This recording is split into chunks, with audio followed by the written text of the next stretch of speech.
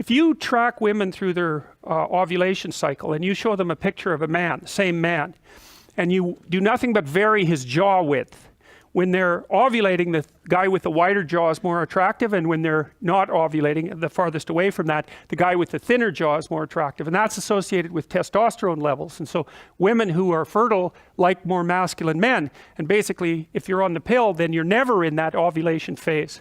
And so one thing that may have happened, and I don't know this for sure, but it's interesting to consider, is that since women have been taking the birth control pill, their preference for less masculine men has become more pronounced. And that could easily be one of the things that's fueling at least some of the tension that's existed and exists now politically between men and women. But the point is that you just cannot ignore the massive consequences of a biological revolution like that, and to make any other factor causal when you're trying to understand the political movements, especially in the last, say, 40 years, you're putting the cart before the horse. Now, it's reasonable to point out that the pill wouldn't have been accepted as a technology if certain political changes with regards to the emancipation of women hadn't already been in place, right? No one would have even been allowed to do something like investigate contraception. So you can't separate the biological from the political entirely, but it's still very useful to organizing your thinking to realize just how profound a revolution that was. But now back in the Victorian times, see, there's another thing about sexuality.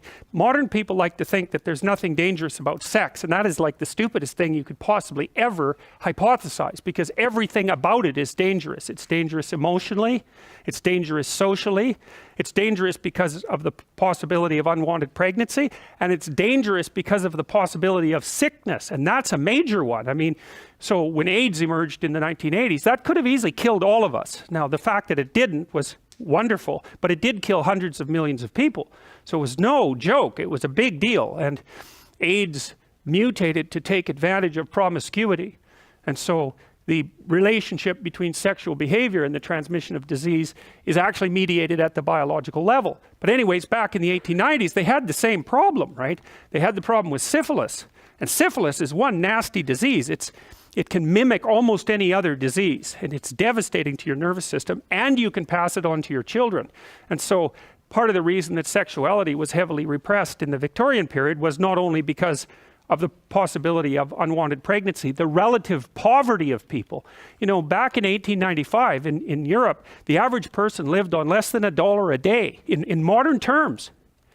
You know, it's almost impossible to understand how poor people were. And so sex in a poverty-stricken place is also a lot more dangerous than it is in a rich place, because especially if you were, given the lack of employment opportunities for women back in the Victorian period, if you happened to get pregnant out of wedlock, you were in serious trouble.